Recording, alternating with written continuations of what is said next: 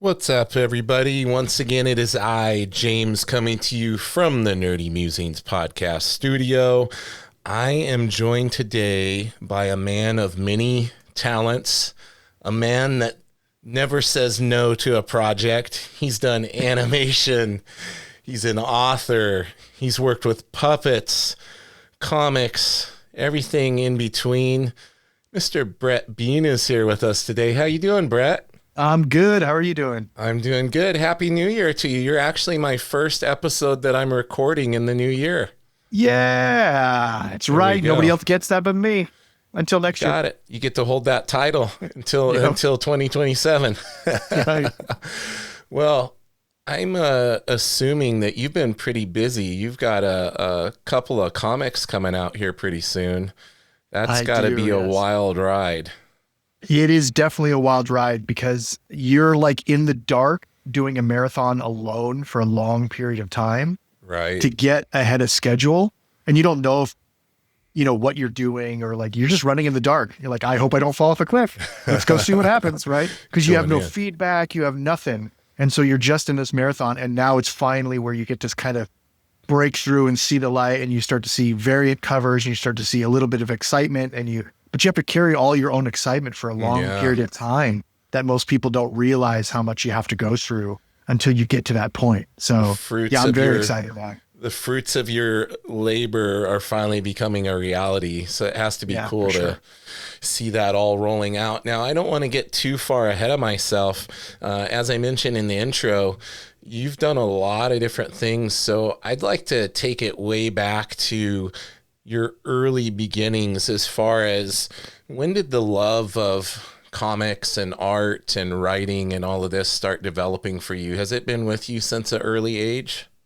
It has been since an early age. I remember the first time I got in trouble is because I skipped school and I went to a Circle K in Seattle, Washington. And this is like, You're a fellow Washingtonian? Yeah. Nice. So I was in downtown Seattle area, Northgate area, and I was Savage Sword of Conan number 117, and it was ROM number 2, and there was a third book, and I had scrounged enough money that I bought these, and I sat there in the Circle K, bought them, and then read them, and then I started to walk home, but because I had never skipped school and gotten so far, I was lost. Oh no. So I couldn't really find my way back home. And so the police finally picked me up because my parents were like, got a call from school, Brett's missing, da-da-da-da. I had a great day, and my mind exploded from all of this, what I'm going to do with my life. And then everything just like crashed when it was like, is your name Brett Bean? A police officer stopping you in Seattle going, is your name Brett Bean? And you're like, what did I do? Oh my goodness. Yeah. And so, but one thing leads to another, and the process of that stuff, I had to hide a lot of that stuff from my parents. I kind of had a very religious upbringing. So my comic book explosion was in opposition to what my family life was like. And so it was all this stuff that was kind of like underground. And I remember getting my first job at Paper Route only because I'm like, I'm going to work hard at 14 because you can't tell me what to do with that money. And then I'm getting all the Dark Horse runs of like Aliens and Predator and all those early Terminator. Like I went through all that stuff, and then I would have to hide them. And that was the one thing my mother said to me is when she did find out I was doing that, she's like, I'll let you in. When she got in trouble as a kid, her father burned all of her comics. She had all the original, like Scrooge McDuck, all the early stuff. That hurts. And so because she was, this is a tangent, I apologize. No worries. So they were building Disneyland behind her house. So it was literally behind her house when she was in California, when she was a kid. And she skipped school, came home, jumped the fence to go walk around Disneyland as it was being built. Then when she hopped back over, her dad found her, burnt all of her Disney stuff, burnt all of her Disney books and everything. And then, so flash forward to me being in trouble and knowing what my love for comics is. And she said, no matter how much trouble you get in, I will never burn your comics. You guys trauma bonded. Yeah. It's like, you can keep them from dad and the family and everything, but I will never burn these things because of what I went through. She told me that story, and then I knew I was kind of safe in that space with her. And then it never stopped, man. Then you find heavy metal magazines, then you find manga, then you find, it just keeps expanding as you try to ferociously eat all this stuff up, and you realize there are bigger and bigger things to get into. So yeah, very early age. Now, what's crazy is I lost track of how many parallels we have in our lives. So you mentioned Seattle, so I'm a Washingtonian. You mentioned getting comics at Circle K. That was my first time getting comics, riding my bike down to Circle K in Auburn, Washington. Nice. Yeah. And my dad collected comics, and his when they moved here from California, they left his comics in a storage unit or a shed there.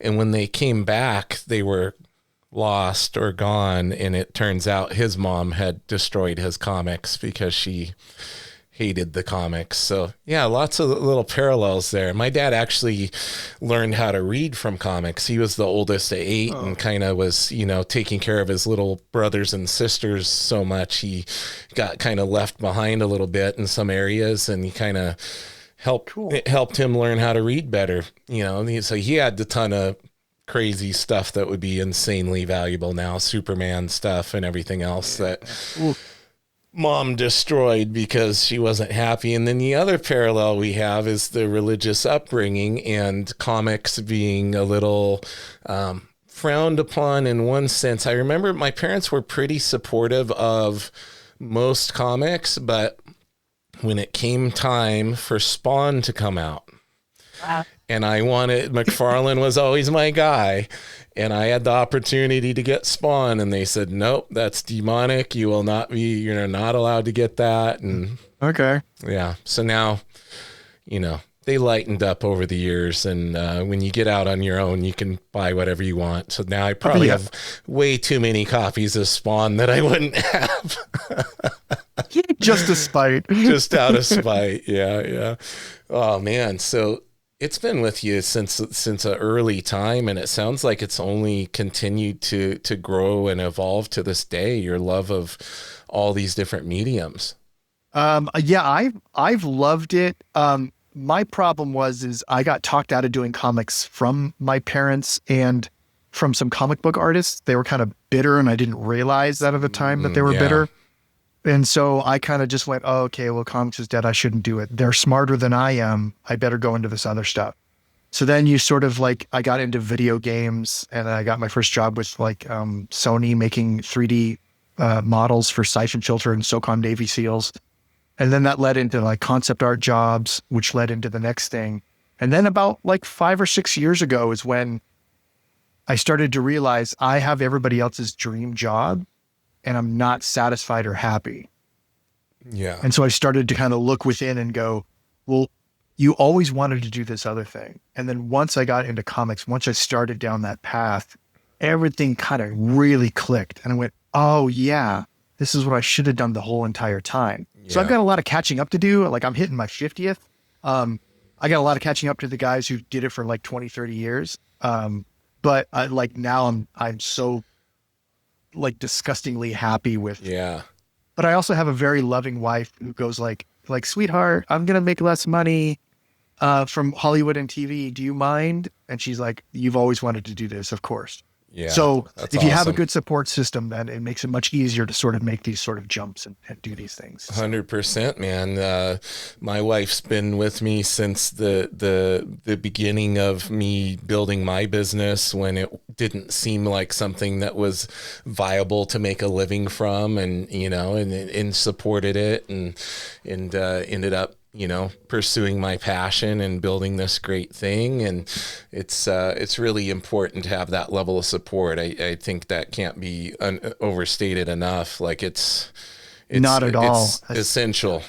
Yeah. Yeah. Especially with the more people and see where they come from. It's their support system or the people that have their back, or even it grows, right? Because it starts with your family, but then it grows to other people that you meet and are a part, and then become part of your circle, and they help you out even further. So that circle just keeps growing. But that first initial one is by far the most important, but it echoes past that. It just keeps going from there. So now I would say a benefit of kind of coming into this quote unquote late in the game to pursuing your passion of comics, you're not jaded and burnt out like those creators that kind of dissuaded you from getting into the industry way back when.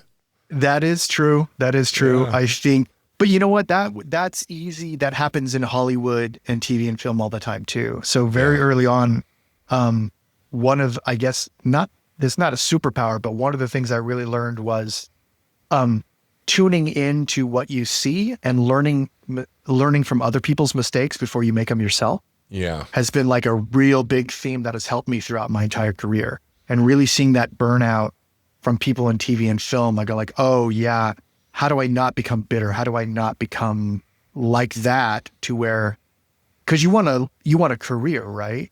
Mm-hmm. A job can lead to burnout, and then you no longer have a career. But a career is like you're doing all these things and you have to find a passion, you have to find a joy in it to keep on going, keep making it during the down days, during the hard times, right?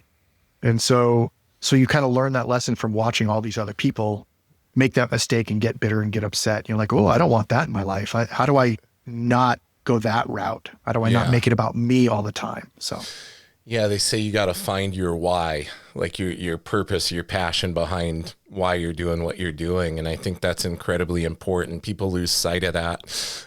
Sometimes it's, to make do, and it's an ends to a means. Like they need to get caught up in the career and needing to make money and needing to have success, and they lose sight of the passion and the reason why they're doing what they're doing, right? Oh yeah, for sure. Yeah. And life is always going to beat everybody up.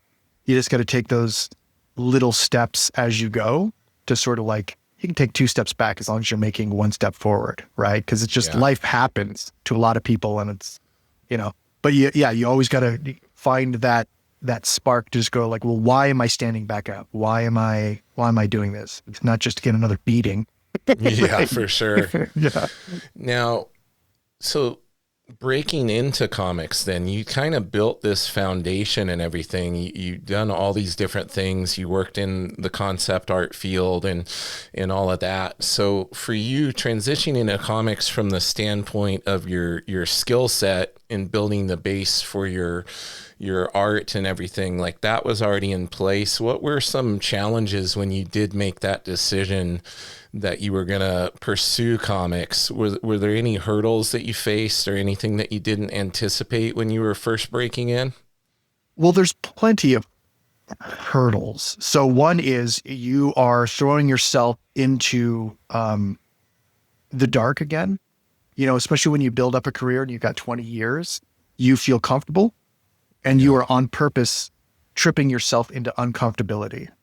So I've gotten used to that. And I didn't realize that was a skill, because the more people I meet, the more I see that they don't do that. Like fear is a strong motivator for a lot of people. Definitely. And my fear of what if or what's behind that door is more powerful than the fear of failure or messing up. So that was probably the biggest one, is when you have a career, and I have young kids, you balance your decision more carefully than you would normally when I was young. And it doesn't matter. I can live in a ditch and eat top ramen for 10 years and Mountain Dew. I'm fine. Yeah. But once you get to a certain point in your career, those decisions do add, there's more weight to that. It's not just you anymore, right? But I also moved my family to Portugal, and we sold most of our stuff and just left for 2 years. Oh, wow. So when you do things like that, it makes these sort of decisions a lot easier, because those are like real life. And this is just pretend ego Brett Bean life. and so it's easier to handle those things where you're like, yeah, if I could move to Portugal with the family and figure that out for 2 years, I can restart this career and figure out, I can always go back. I can always do this. I can always do that. I'll find a way. Right. So the biggest struggle is making sure I wasn't going to screw up anybody else. I'm always okay with screwing myself up, but there's other people in charge. And then the other thing is, I don't know anything about comics. Like I know how much I love them, and I read them, and I know how to make one because I've done story and I've written story and I've helped out with storyboards. And so thematically, I understand, but the business side of making comics was still very new to me. And so that's been a very eye-opening learning as I go, swimming uphill. Like even right now, as this book is about to come out, I am figuring it out as I go. Even like, how am I going to write? How am I going to write a long-term? I've never done an ongoing. I've never done this. I've done graphic novels for kids, and I've done a book this way, and I've done a book this way, but that has a beginning, middle, and end, and it's done. Now I'm juggling all these new things. So there's always something that you're learning to do as you do it. Yeah, that makes sense. Yeah. Did you build a portfolio and everything and pursue breaking in? Because I know you've done some work, like you did the Rocket and Groot series. You've done work on, was it I Hate Fairyland for Scotty Young and everything. Mm-hmm. Well, I'm getting a little ahead of myself, but how did you break into comics once you made that choice that was the route you were going to go? I wanted to prove to myself that I was going to be happy doing this. So I did a Kickstarter for myself called The Adventures of Phil and Mantis. It was these 2 3D characters I made in art school that got me my first job at Sony doing 3D stuff. And so I was like, oh, I'm going to do a graphic novel based off that. I did the Kickstarter. And then as I worked on it, that was all the triggering stuff. That was all the stuff where I was like, yeah, this is where you should be. Because you're solving a problem. You're using everything that you used in all these other mediums, in board games, video games, TV, film. You're using all of it to solve all of these problems, and you're working on story, and it's your idea. Of course, this is your path that you want to be on. Yeah. So that was the start of it. And then I didn't know this at the time. I didn't know this is like kind of early Instagram. Like this is before all the stuff came out. I didn't know what Scotty Young looked like. Okay. So he came to my table and then bought my art book. Oh, and he awesome. walked away, and I didn't know who he was. I thought he was just a person, right? He was like, oh, here's somebody who kind of looks like me. Oh, all right. Hey, cool dude. Nice to meet you. And he goes off. And then he came back and introduced himself. And again, he wasn't a household name. He was just Scotty at the time. Yeah. And that was like the first time we met. And he's like, hey, I got this new book coming out. Will you do the first pinup in it? I'm like, oh, sure, man. Yeah, no problem. So he sends me the PDF of I Hate Fairyland, way back issue number 1. I'm the first pinup in there. Oh, that's amazing. Yeah. So if you go back to issue 1, I'm the first pinup in there. And he didn't tell me till years later. He's like, did you know that when you turned that in, that was my decision. I'm like, if I ever don't draw I Hate Fairyland, it's going to be Brett based on who you won pinup. Crazy, dude. So I think it's issue 7 or 8. The one where she's like, anyway, if you go back and look at that, I redid my pinup as a cover for the image because that still was one of Scotty's favorites. And so I redid that one, like, what is it, 10 years after, 10 years later. So my start was sort of just by accident. And then also I was doing an interior for Penguin Random House. And I asked the creative director, I said, I will do these chapter books for you if you allow me to pitch my own comic book graphic novel to you. And he said, yes. So it was the same year where I left my booth and we walked up and down and I pitched him like 10 ideas.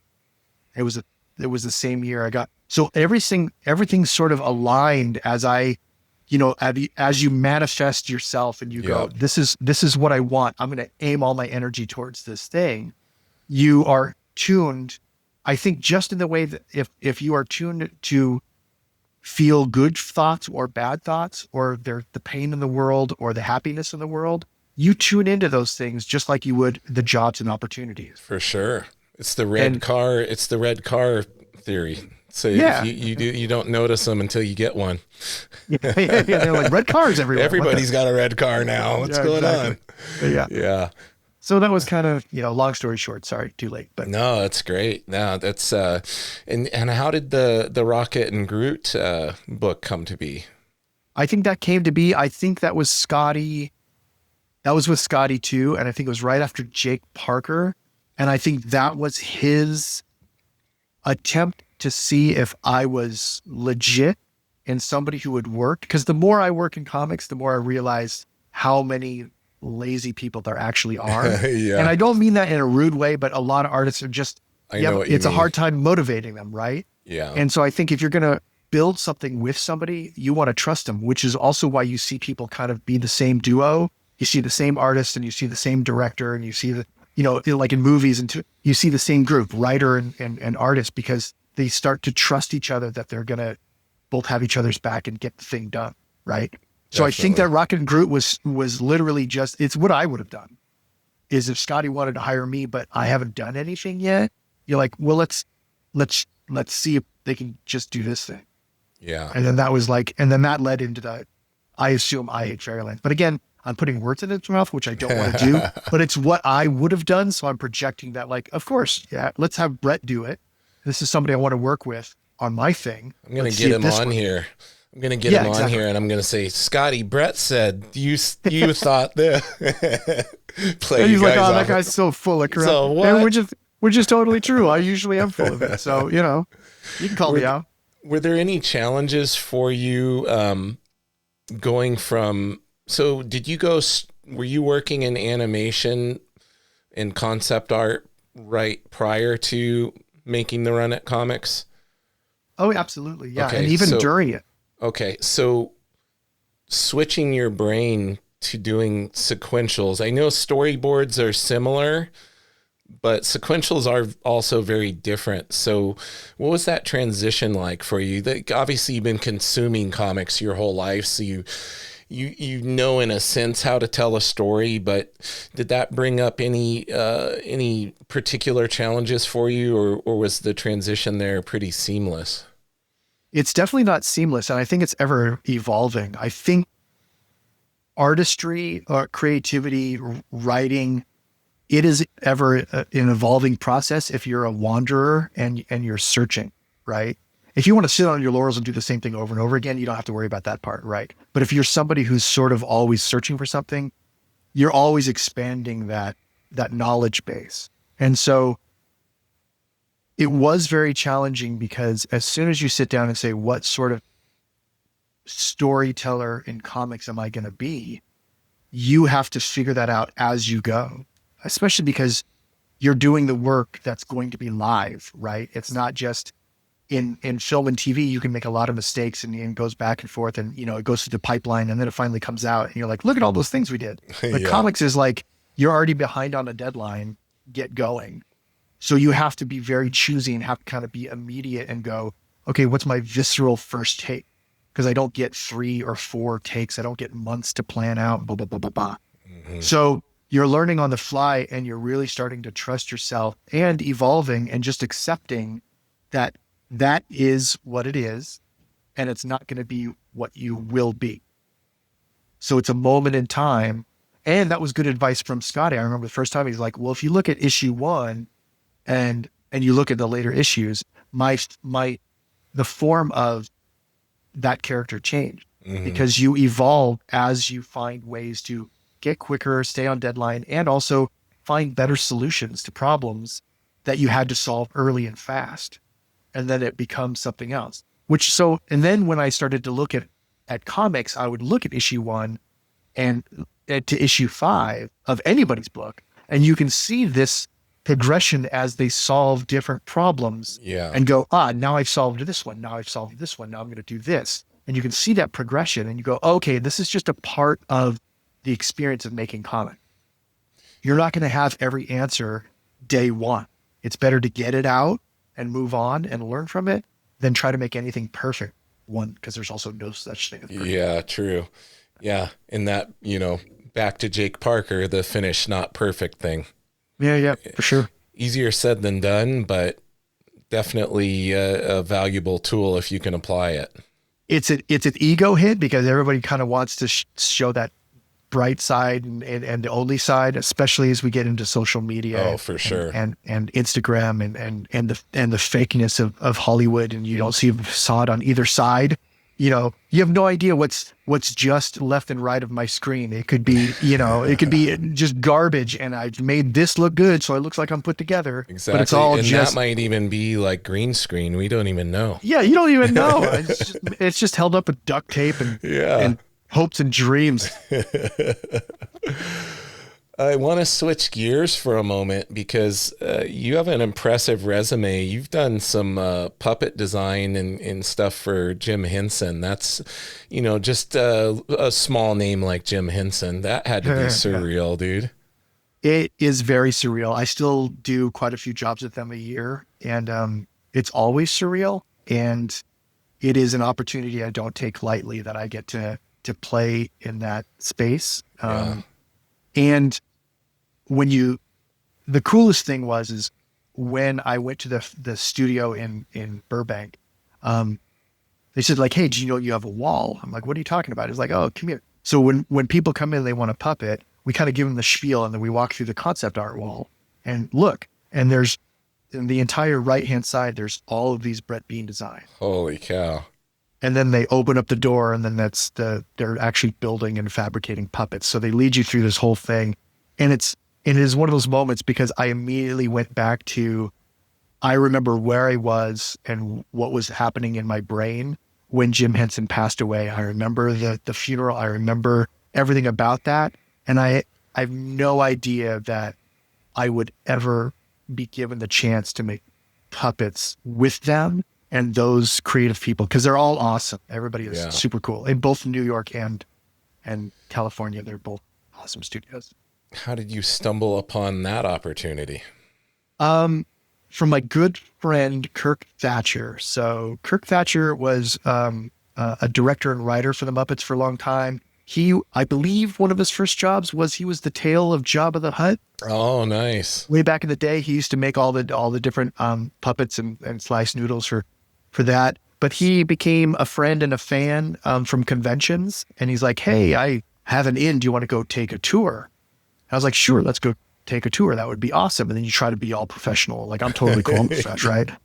And then I just had the idea to bring my art book, and I had one of my art of Brett Bean books, and Pete Brook, who is the art director there, he was walking by and I said, "Hey, I'm just here with Kirk Thatcher, but I want to let you know that I've been a big fan and I'm a character designer. If you need any help with anything, I just wanted to give you my art book, and it was a pleasure to meet you." And that was it. I'm like, okay, I've done the only job I can do. I'm not going to pester. I'm not going to bug, and just go, universe is what universe is. Yeah. We went on the rest of the tour, left for the day, blah, blah, blah, blah, blah. And about 2 months later, he called me up, and it's all because of one image in there. So this art book, I had one where I had taken a sponge and I had made a bunch of different shapes, and I had made little creatures out of the sponge shapes. Oh, okay. Yeah. And he's like, "I go through plenty of portfolios. The only reason I'm calling you is you thought outside the box, and I've never seen anybody do something like that and put it in their book. And that means that you're a problem solver." Yep. And that's why you're getting this call. Wow. And I've been helping problem solve with them, which is why I keep getting repeat work, is because I always tell people, and my students too, if you cannot be a problem, but be a problem solver, you will always have longevity and a career. Yeah. You're going to be an asset. If you're the problem, you got a fast job and they're never going to get called back. So I always try to say, well, what's the problem? How do we solve it? Whether it be through me, there's no ego, there's no anything, because it's devolved of that. It's like, it's just problem solving. It doesn't have to be about me. It's about the problem. And it frees you up to make decisions, make design decisions, make character design, if you're just trying to problem solve. And you're part of a team at that point. So I don't take that for granted that I've worked in film and TV and puppets, because that team orientation is something that I don't necessarily see in comics that much, because it's all very individualized. You do your thing, and then that gets sent off to that thing, and then gets sent off to that thing. It's very compartmentalized. And I'm used to teams. I'm used to, like, I'm in it with the colorist, and I'm in it with the letterer, and I know these people. They're my team. So I'd like to bring that to the table. That's awesome. We talked a little bit beforehand. I was kind of ogling the stuff behind you and drilling over your Star Wars, your Stormtrooper helmet. Tell the listeners what you told me about that thing. Just a little minor flea market find. Yeah. A minor flea market find. It is one of the original ones that was created as a prototype. And I talked to the guy. I said, "Well, why is it?" He's like, "Well, there was 3 of them, and it was left in a storage unit, and the other one's melted. And Yeah. this is the only one that wasn't in direct sunlight. And it's carved in there 1975. It was when they were like doing the prototypes of them before they became. And it's like, and all the stormtroopers were smaller. I can't even fit that on my head. Yeah. It was like a much smaller person that had it. But it was like one of the old prototypes that they used. And so I picked it up at a flea market. Yeah. And see some dark crystal. The dark crystal stuff from Henson. I also have Labyrinth. One of the head knockers there, and then Tom Servo from Mystery Science Theater 3000. I worked with Joel. I worked on the new show with Felicia Day. I did a costume design for her and some other artwork to get her on board for the Kickstarter and everything. And Joel just asked, he's like, "Hey, what do you want for payment?" And I was like, "Just give me a Tom Servo that was used." And he's like, "It's in, done." And I very happy with my decision. That's the same decision I would have made. That's the right decision in my book. Now, looking at your original art in the background inspires me to ask you, who are some of your influences and people that inspire you in the comic book space? What artists have you always followed in kind of, who gives you that little extra drive looking at their work and gets you excited? Oh man, that's a long list, and we don't have that much time. Nobody has that much time. But I would say first and foremost, Bill Watterson was one of my first ones. Okay. Right. Calvin and Hobbes.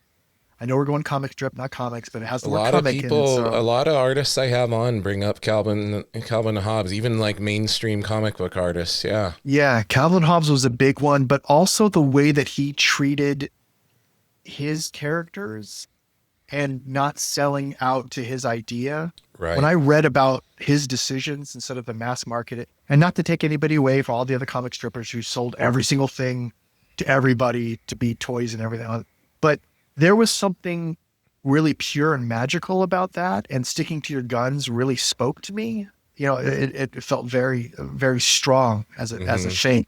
Todd McFarlane was a big one back in the day. But also Eric Larsen, once he took over Spider-Man, Larsen's work was like superbly awesome. Underappreciated run. Yeah. For me, that stuff's up there with the stuff that Todd did on Amazing Spider-Man. Yeah. I thought it was super strong. I loved it. Chris Warner's work on Aliens versus Predator and the Predator run, that really got me going. Let's see, like Mobius was a big one. And a lot of these guys I don't draw like, but their fantastical ideas and the way that they presented themselves. I'd also say that I feel like most of my beating and timing is more Eastman and Laird than anybody. I think the Ninja Turtles and the way that they saw it as movies is the way that I see comics as movies. And the way that they beat it out, I feel like as I work through my own series, I look at it and go, I think that's where a lot of that stuff came from, right? So it all becomes a soupy mix of like Jim Henson, these comic book creators, Rankin Bass. I was big in The Hobbit and like Lord of the Rings and all that it all becomes this giant mix of George Lucas-y sort of like stuff. But those were, new guys. I think Danny Warren Johnson is phenomenal, killing it now. I think Ryan Ottley is always killing it. I think there's just a lot to look forward to. Sanford Green. There's just so many guys that are at the top of their game and making really dynamic work. James Herron kind of started all that sort of like stuff off his run at BPRD leading up to Ultra Mega and everything. There's just so many guys. Yeah, it really is hard. And then I even go back to like, Akira back here and Miyazaki and Nausicaa and the Valley of the Wind was a big one for me that I read.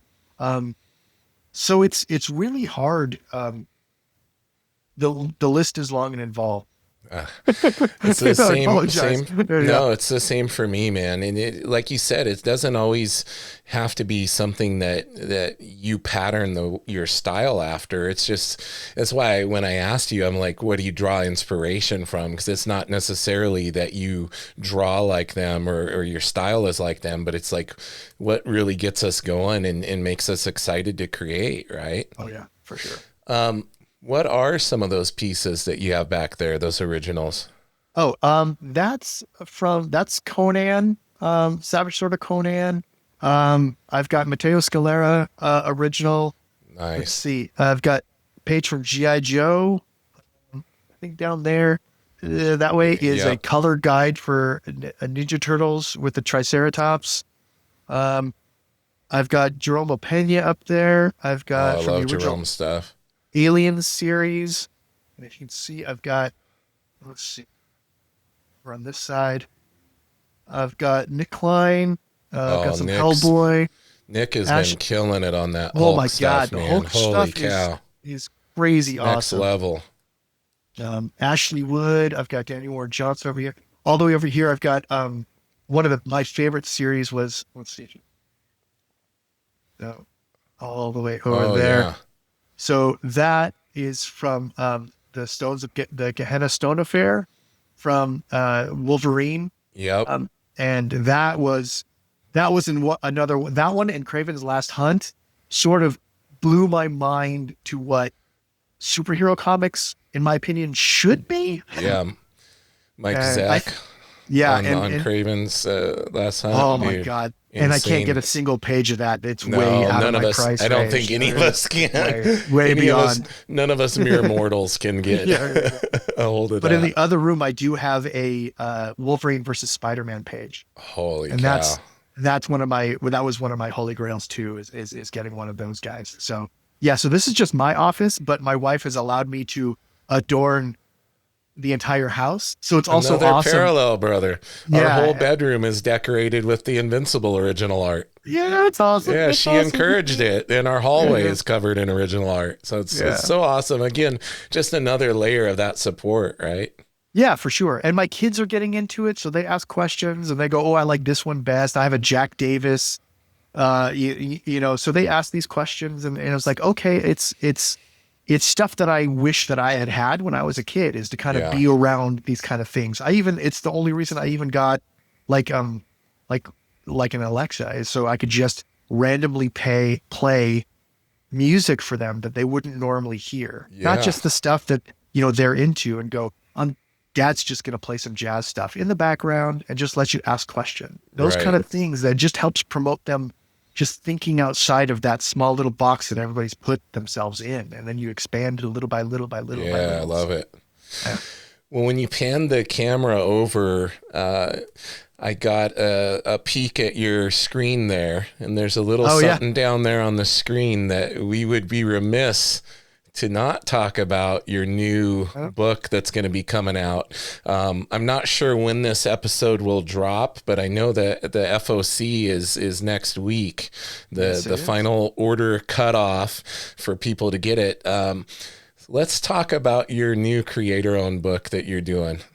Sure, yeah. Look at that segue. Good job. I love it. I know. Perfect, right? So it's called DORK. He is a half-dwarf, a half-orc, all DORK. Love it. Yeah, the prophecy says a creature born in the light and raised in the dark will bring about the end of the world, and he's just trying to navigate how do you live in the middle of these two extremes that want you dead. Yeah. Now, this is being published at Image, right? Yep. This is my first creator-owned Image book. Very excited. Has to be really cool, because you remember how exciting those times were when Image first was founded, and all of our favorite creators at the time were all doing books. And it's like Liefeld says, you weren't buying, Spawn #1. You were buying Todd McFarlane #1, Rob Liefeld #1, Mark Silvestri #1, right? Like we were 100%. We were following all those guys we loved at Marvel, and we would have bought any slop they put out if it was, like they could have done whatever and we would have been there. I think I spent all of my paper route money across the board on all the image titles. Yep. Like even the deep cuts, I got issue 1s of like every single thing. All the Same. Shadowhawk Backlash. Yep. I mean, every single thing that from Jim Lee's Wildstorm thing, every single thing. I was like, I'm in. Let's do it. So I was a huge nerd for all that image stuff. So it feels it's very much like a Jim Henson's surreal moment where I never really thought, this is going to sound really bad, I never really thought I'd amount to much. And so it's shocking when I amount to something. Yeah. And that's not to like, I'm not trying to make it into something it's not. It's just, I don't think that way. I don't look at myself and bluster and go, no, look at me. Mm-hmm. So it's genuinely with awe and generosity. Humility. Yeah, it's humility. It really is. Cause I'm like, it's amazing to be in that position, and I don't take it away from all the people that helped me get there, all the things that have to happen and line up for each of these things to become reality. Like one of my buddies, I couldn't get anything going with image. I had sent stuff in submission. I'm like, I worked on I Hate Fairyland. I've done this. How come they won't contact me? How come I can't get a hold of them? And I talked to Sanford Green at a convention, and then I talked to one of my buddies online, and he's just like, well, why don't you just email Eric Larsen? I'm like, because I've never talked to him. What do you mean just talk to Eric Larsen? He's like, what's it hurt to try? And my brain went, of course. What does it hurt to try? And I text Eric Larsen, I'm Facebook friends with him, luckily. Yeah. And I said, hey, I've been working on it. I'm a huge fan. Can you help me? And he's like, oh yeah, I know your stuff from I Hate Fairyland. Let me just go kick the tires. Next day image emails back. And you're like, so to think that one of my favorite guys I collected since I was a kid. And by the way, Eric Larsen is one of my heroes, not only because of his artwork, but do you remember when he lost so much from that fire way back when? Heartbreaking. When he talked about that in the comic, like, I'm not going to cry. Yeah. I felt that. For sure. And then when I lived on my own with a group of like 5 guys, our water heater broke and I had all of my artwork under my bed. I lost everything. Dang. And the only thing I thought about was Eric's story. Right. I was like, if Eric can recover from this, if Eric can do all this and let that kind of stuff go and move on, I can do that too. And so to then years later, like be able to talk to him and say like, hey, could you help out? And then he does. That's so cool. It's really awesome to have an image comic and at the same time, like, oh my God, Eric Larsen kind of helped it move along and actually happen into reality. So I'm still going to bug him until forever to do me a cover. For sure. That's off the table for now because he's always a very busy guy. He's very busy. Yeah.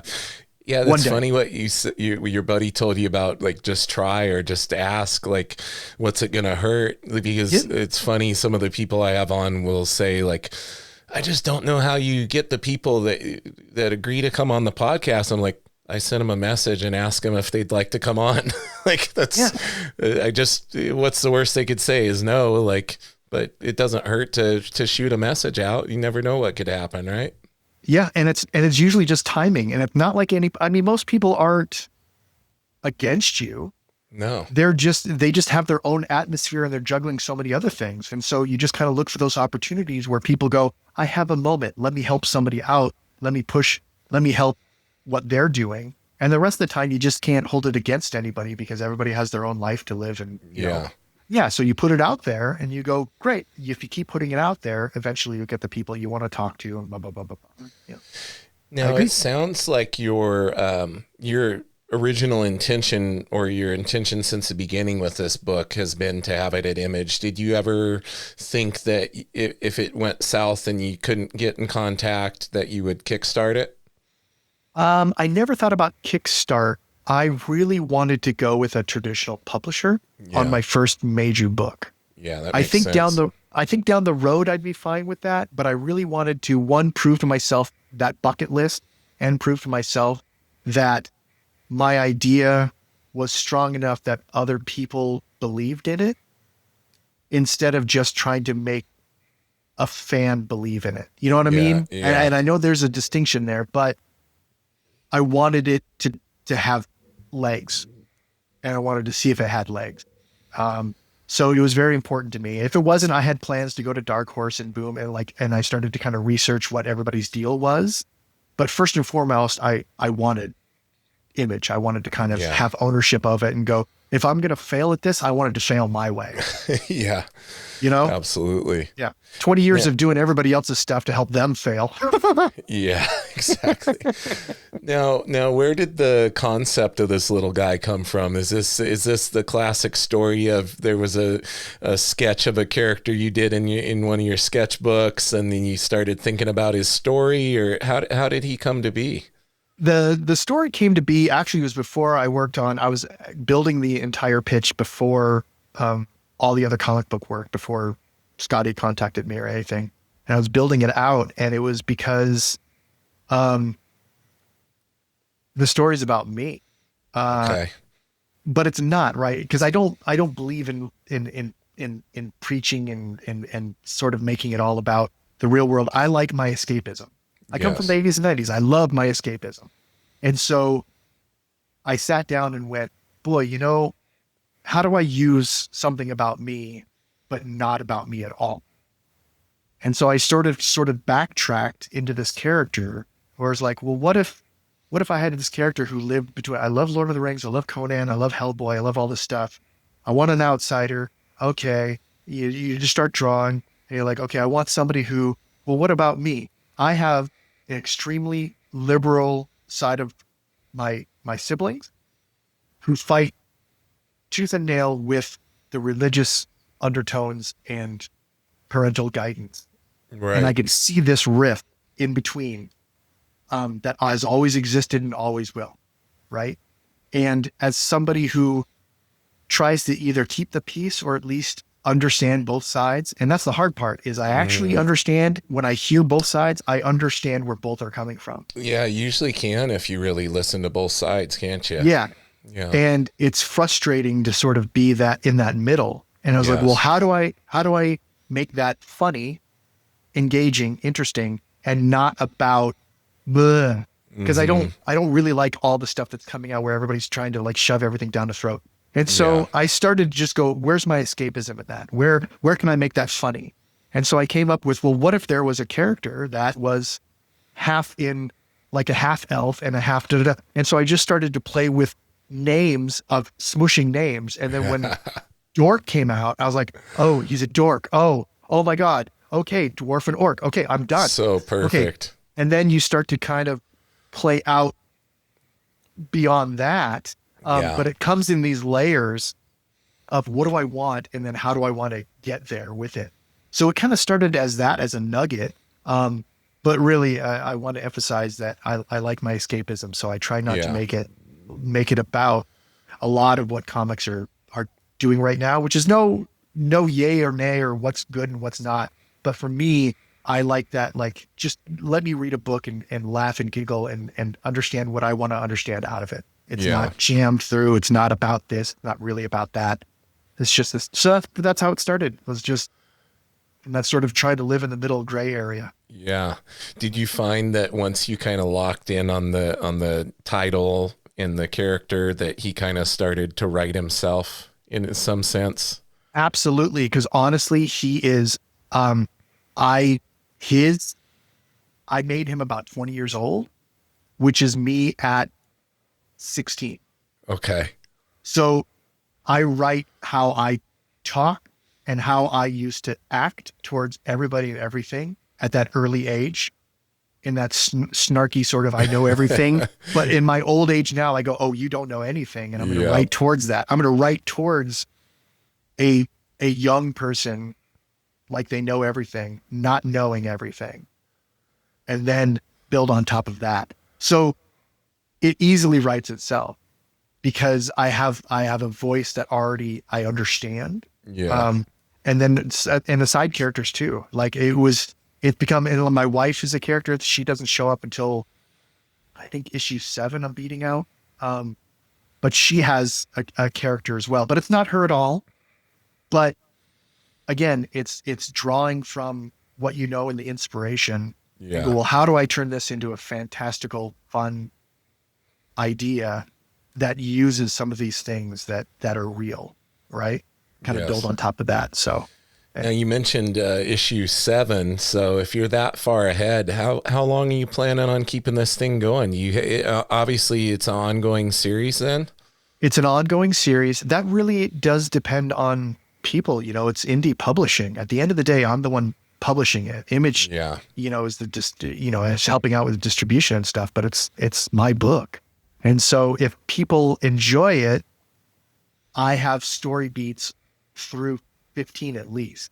Awesome. But that's, but I can also shore it up. Like I'm going 5 well, naturally it's going to at least get to 10, or at least I'll pay for it to get to 10 no matter what. Even if I lose money, that's sort of my inner goal. Like 2 graphic novels bundled up. Smart, let's see if I can get to 10.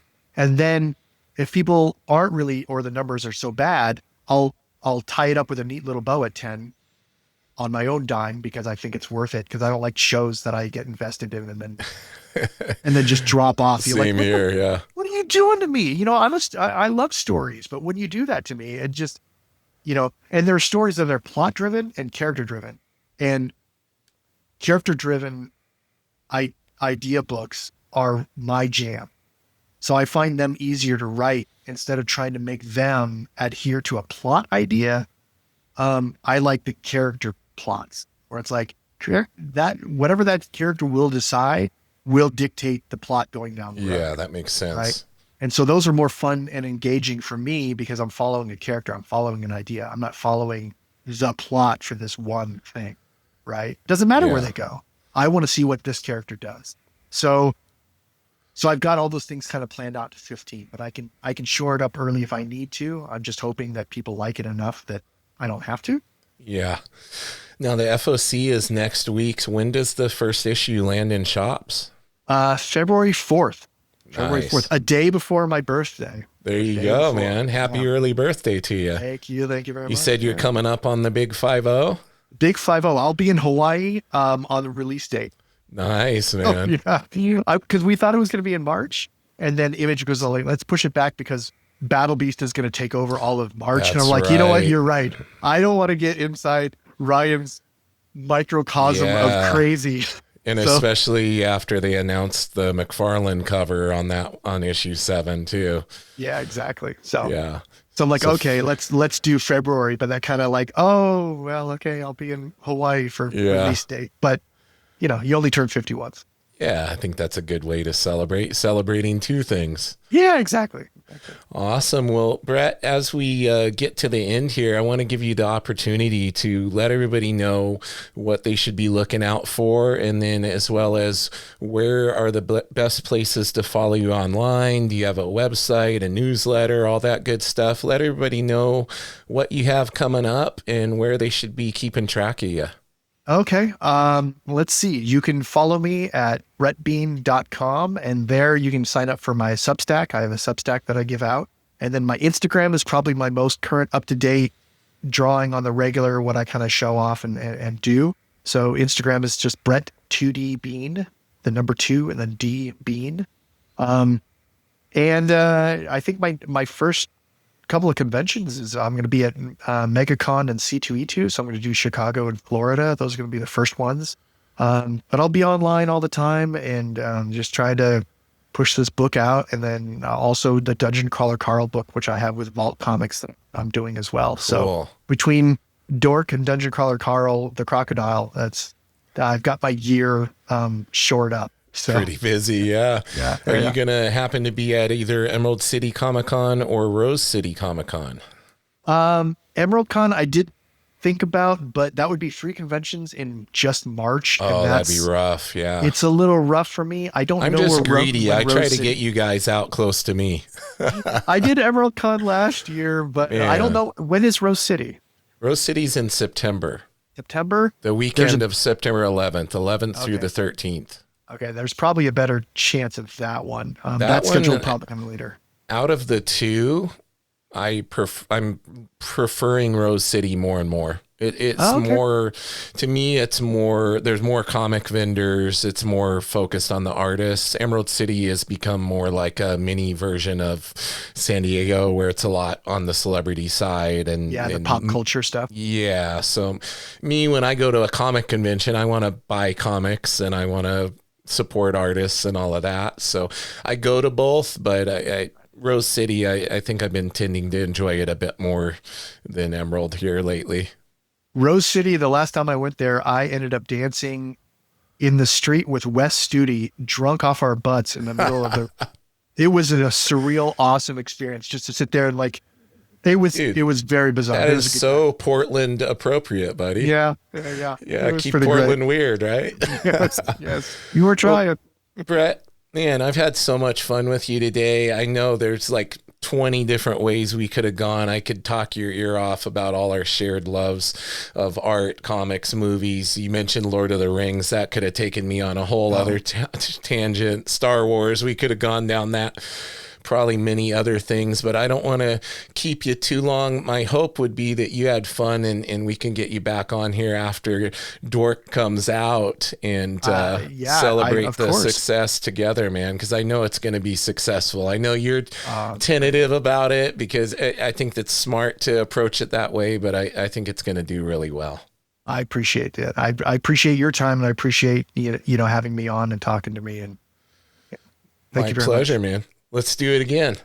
All right. Sounds good. I'm in. All right, buddy. Hang out with me for a moment while I give my spiel. Everybody, if you're listening or watching, you've obviously found the podcast. A lot of our viewers and listeners haven't followed or subscribed, but you guys watch and listen every month. Subscribing and following and all that good stuff just helps boost the algorithm, get it seen by more people. That's what I care about. I don't care about ever making money doing it or anything like that. I just like it when people can actually find it. So if you want to subscribe, leave a comment, all that good stuff. If you're enjoying it and all the amazing creators that we're having on, please do so. If you want to show a little extra support, you can go over to patreon.com/Nerdy Mewzings. And in the meantime, everybody, keep it nerdy.